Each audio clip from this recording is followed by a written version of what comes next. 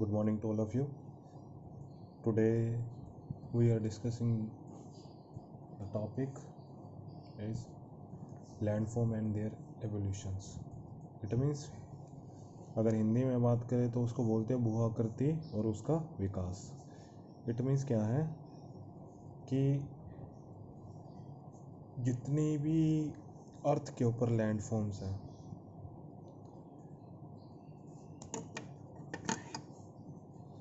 जितनी भी अर्थ पर जो है लैंडफॉर्म्स हैं, किस शेप के अंदर है वो सारी की सारी, that all the shapes are included in the landforms. And what was the history of that landforms is called the evolutions. It means कि धरती पर जो अर्थ पे जितनी भी हमारी लैंडफॉर्म्स हैं, उन सभी लैंडफॉर्म्स वो बनी कैसे और उनका विकास कैसे हुआ, वो सारी की सारी जो बातें हैं हम इस चैप्टर के अंदर जो है डिस्कस करेंगे. और इससे रिलेटेड किस तरह से जो है ये सारी की सारी जो है हमारी बातें आती है. अगर हम बात करते हैं लैंडफॉर्म्स की, if we're talking about the landform is the small to medium size part of the surface of the earth, and both two things in this chapter. First is landform and second is landscape. If we're talking about the small part of the landform on the surface is called the landforms, and landscape, it is the group of the landforms. We can say this is the landform and this all the parts included in the landforms. मतलब जितने भी तरह के, अगर हम बात करते हैं कि हिमालय है तो हिमालय जो है वो उसमें अलग अलग जो है रेंजेस है, तो वो सभी तरह की जो पहाड़ियाँ हैं वो मिलकर ही एक लैंडस्केप बनाती हैं. और अगर हम बात करते हैं एक अकेले सपोज अरावली पर्वत की, तो अरावली भी अपने आप में एक पूरे का पूरी यूनिट की तरह वर्क करता है, एक यूनिट में ही वो काउंट होता है. अगर एक सिंगल लैंडफॉर्म्स की बात करते हैं तो वो हमारे जो है जैसे हम बात कर सकते हैं कंचनजंगा, तो वो एक तरह की हमारी जो है लैंडफॉर्म्स में आएगा. या फिर किसी तरह का एक छोटा सा पठार, उसके बारे में बात करते हैं, जैसे मालवा का पठार है, तिब्बत का पठार है, तो वो सारी जो है हमारी लैंडफॉर्म्स में आती हैं. तो if we're talking about that, each landform has its own physical shape, size and the material, and it's a result of the action, creation, geomorphal process and the agent. And the action of the most of the geographical process and agent are slow, and hence the result taking a long time to take shape. And even the landform has to beginning, and the landforms once formed by the change in their shape, size, nature slowly or the fast due to the continued action of the geomorphologic process and agents. It means क्या है कि जितनी भी हमारी landforms हैं उनको उनकी आकृति, आकार और जो भी उनके अंदर जो मटेरियल है वो सारे के सारे क्या हैं, उनको फिजिकल स्ट्रक्चर को उनका फिजिकल स्ट्रक्चर बनाते हैं. और जितनी भी तरह की भू-आकृति हैं उनके कारक जो है, उनके जो फैक्टर है द्वारा ही जो है, उनके द्वारा ही वो निर्मित होती हैं. और उनके आकार को बनने में, जो उनका आकार है उसको बनने में बहुत लंबा प्रोसेस लगता है. और भू-आकृतियाँ क्या है, एक बार बनने के बाद क्या है, उनका आकार, उनकी आकृति और उनकी प्रकृति में जो है बदलाव आता रहता है। टाइम टू टाइम क्या है, अगर कोई भी लैंडफॉर्म बनेगी और एक लैंडफॉर्म जो है वो डिस्ट्रॉय होगी और एक लैंडफॉर्म क्या है बनेगी, फिर ये लैंडफॉर्म सपोज यहाँ से ये बनना शुरू होगी और फिर ये जो है हमारा पार्ट जो है वो डिस्ट्रॉय होना शुरू हो जाएगा। इट मीन्स क्या है, लैंडफॉर्म शिफ्टिंग है, एक प्रोसेस है, एक साइकिल है, हम इसके बारे में बात कर सकते हैं, एक साइकिल है। अगर एक साइकिल के अंदर वो चीज़ प्रोसेस करेगी is called the landforms. And इसके पीछे physically factor, climatically conditions, all the due to the change of their climatically condition and the environment factor, uh, they all the dependent and they all the वो सभी के सभी जितने भी हमारे जो जितने भी हमारे फिजिकली फैक्टर हैं वो सारे के सारे जो है इस जितनी भी तरह की लैंडफॉर्म्स हैं उसको बनाने में, उसको बिगाड़ने में उनका जो है अहम रोल अदा करते हैं। और उन्हीं के कारण ही टाइम टू टाइम क्या है, एक पर्वत पठार बनता है और फिर वो एक समतल मैदान में जो है चेंज हो जाता है। तो इट मीन्स क्या है, अब इसके लिए हम अगर बात करते हैं, ये जो प्रोसेस है, this process is we can say that the sequentially, if the process is following by the sequentially, it means the part which we can say that the when the process is going for the landform structure, and it's called the it's in the first stage we can say the earlier stage and middle stage and the top stage and the old stage, and these are the stages which we can say that the sequence of the landforms। और अगर हम बात करते हैं किस तरह की जो रॉक्स हैं, रॉक्स जो हैं वो जो है हमारे लैंडफॉर्म्स को बनाने में अहम रोल अदा करती हैं। जो रॉक्स हैं उन्हीं का ही स्ट्रक्चर है, अगर वो स्ट्रक्चर हार्ड है, कठोर है, अगर उनके अंदर किसी तरह का हम कह सकते हैं मोड़ नहीं पड़ सकता या उसमें जोड़ नहीं है, तो उतना ही उस लैंडफॉर्म्स को बनने में उतना ही ज़्यादा टाइम लगेगा,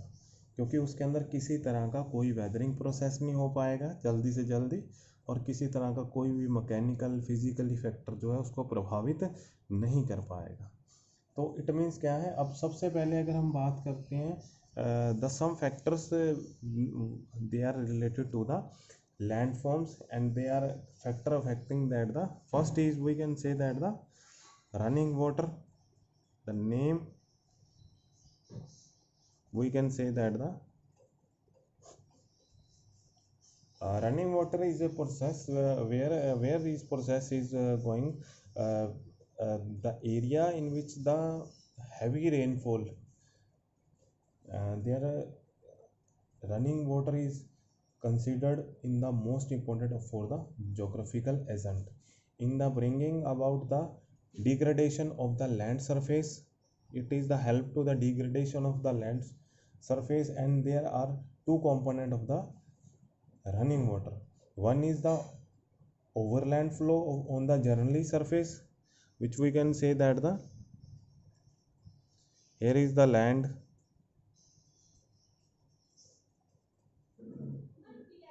and that was the water is called the overflow, and one is the overflow and the generally landforms as the sheet, and the another in the linear flow are the streams in the river of the valley. We can say that that was the linear pattern in which the water is going, and that was the overflow, and this is the we can say that the linear flow in the linear part.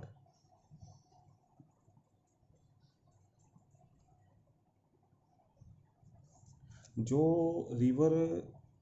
क्या है, अगर कोई river जो है वो किसी जो surface है उसके ऊपर फैल जाता है तो वो ओवरफ्लो का, इट मीन्स क्या है, इसमें जो ढलान है वो ढलान कम है, ठीक है, जिस कारण से क्या इसमें ओवरफ्लो हो जाएगा और ये इसका जो एरिया है बहुत बड़ा हो जाएगा। इट मीन्स हम इसको ऐसे कह सकते हैं, रिवर यहाँ से आ रही है और यहाँ पे जो है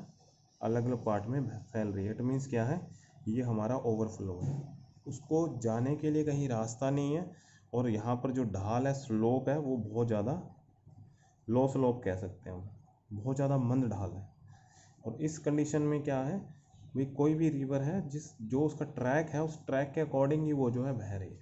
इट मीन्स क्या है, ये लीनियर फ्लो है। और जिस कारण से क्या है, जितना अगर ढाल जो है जितना, it's depend on the running water is depend on the slope. If the slope is high then the weathering and the other process, and we can say the landforms are land structure is high. If the land if we can say the slope is low, then the land structure is slow. It means क्या है कि जैसे ही अगर मान लो किसी भी चीज़ का जो है फ्लो है वो तेज़ है तो उतना ही वो जो है कम बहेगा, उतना ही जो उसका प्रोसेस है वो जो है कम होगा, और जितना ही उसका स्लोप जो है ज़्यादा है उतनी ही लैंड फॉर्म लैंड स्ट्रक्चर जो है वो उतना ही उसको डिग्रेड ज़्यादा करेगा, उस घाटी को ज़्यादा जो है फैलाएगा, जिस कारण से क्या है वो उसको ज़्यादा रोल अदा करेगा, उसके अंदर ज़्यादा ही उसको जो है उसकी कटाव उसका ज़्यादा करेगा। इट मीन्स ये है, ठीक है। उसके बाद हम बात करते हैं, कोई रिवर है, अगर रिवर्स के अंदर हम कंडीशंस होती है, जैसे 3 कंडीशंस की बात करते हैं, कोई भी रिवर है वो 3 कंडीशन के अंदर जो है फॉलो करती है ना। First condition is the youth stage, we can say that the youth stage, and second is the mature stage, and third is the old stage. The name is clear that the youth stage, it means कि इस condition के अंदर क्या है, जो हमारी जो V shape valley है वो ज़्यादा बनेगी, और यहाँ पर जो हमारे जितने भी हमारा बाढ़ का मैदान है वो भी बहुत ज़्यादा बाढ़ का मैदान यहाँ पर अनुपस्थित होगा, क्योंकि जो फ्लो है बहुत ज़्यादा तेज़ होगा इस कंडीशन के अंदर, और यहाँ पर फ्लो कम होगा, और जिस कारण से क्या है यहाँ पर हमारा जो वाटर डिवाइडेशन है जिसको बोलते हैं जल विभाजक क्षेत्र जो है वो उसका विस्तार वो समतल होगा, और जिसके कारण क्या है यहाँ पर दलदल और झीलें जो है होती हैं, और यहाँ पर वी आकार की जो प्रोसेस है उसका मतलब हम कह सकते हैं भी नदी जो है विसर्प विकसित होते हैं और ऊंचे धरातलों में गंभीरभूत हो जाती हैं। और अगर हम सेकंड स्टेज की बात करते हैं, इट मीन्स क्या है, यहाँ पर जो है वी आकार की जो शेप है, यहाँ पर तो वी आकार की शेप जो है हम कह सकते हैं वो उथली होगी, गहरी कम होगी, यहाँ पर वी आकार की शेप जो है बहुत बड़ी होगी, मतलब नदी जो है यहाँ पर सिर्फ अपर पार्ट में थोड़ा कटाव करेगी, लेकिन यहाँ पर सबसे ज़्यादा पार्ट में कटाव होगा। और इसके अंदर क्या है, और क्या होगा इसके अंदर, यहाँ पर क्या है हमारा जो घाटी है उनके भीतर जो है नदी विस्तार बनेगा और प्रवाहित होगा, और यहाँ पर बाढ़ का मैदान जो है, ठीक है, वो ज़्यादा मिलेगा, और यहाँ पर जो है दलदली नदियाँ जो है उनका क्षेत्र जो है वो लुप्त हो जाएगा। और यहाँ पर हमारे जितने भी वाटरफॉल हैं, और हम कह सकते हैं वाटरफॉल है, या फिर हम बात कर सकते हैं रैपिड्स हैं वो सारी की सारी क्या है यहाँ पर हमारी, जिनको शिल्पकाएँ बोलते हैं, वो सारी यहाँ पे लुप्त हो जाएंगी। थर्ड स्टेज में अंदर यहाँ पर बाढ़ का मैदान जो है वो विस्तृत हो जाएगा। अब यहाँ पे बाढ़ का मैदान जो है वो विस्तृत हो जाएगा, ठीक है। और उसके अंदर क्या है हमारा ऑक्सबोल लेक और ये दलदली झीलें वगैरह ये सारी चीज़ें पाई जाएंगी, क्योंकि यहाँ पर जो है ढलान कम हो जाएगा। अब we talking about that,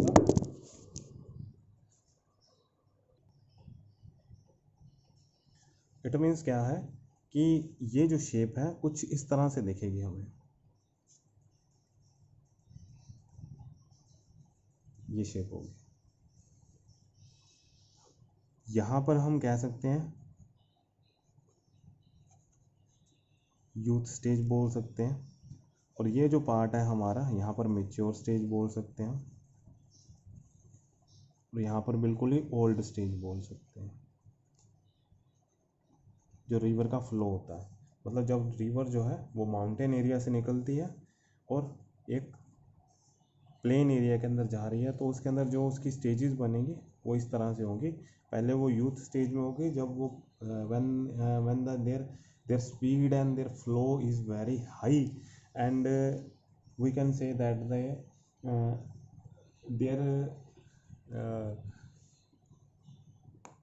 there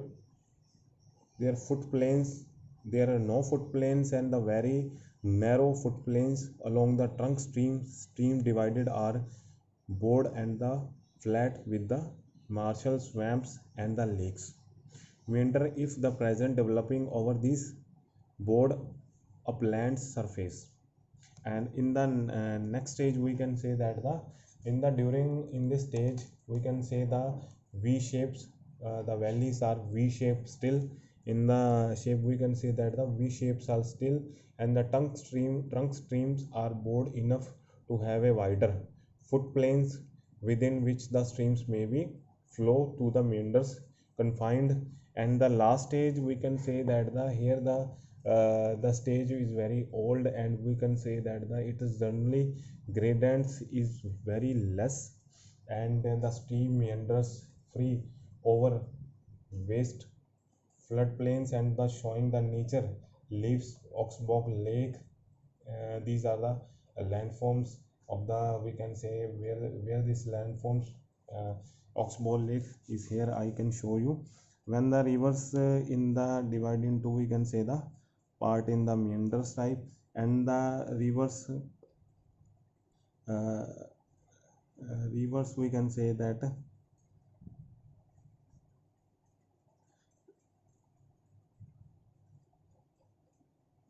here I show you rivers cutting these rocks from their edges, and it's a it's a very high when the stage is like this, and this part is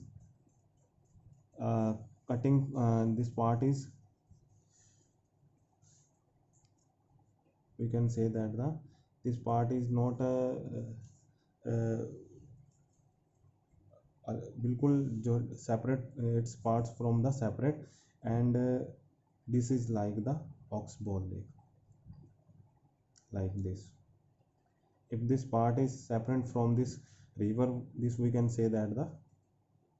Oxbow Lake. It's Oxbow Lake because it is the footprints of the cow, and if we talk and there and we can say that the Oxbow Lake. Okay, thank you. Today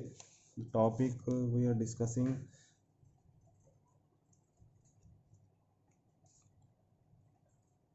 landform and their evaluations, and their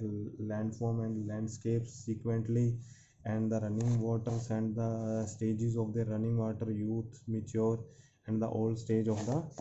and the condition and the slope heights we can discussing, and the Oxbow Lake also we have to discussing the all the forms today we are discussing. Okay, thank you.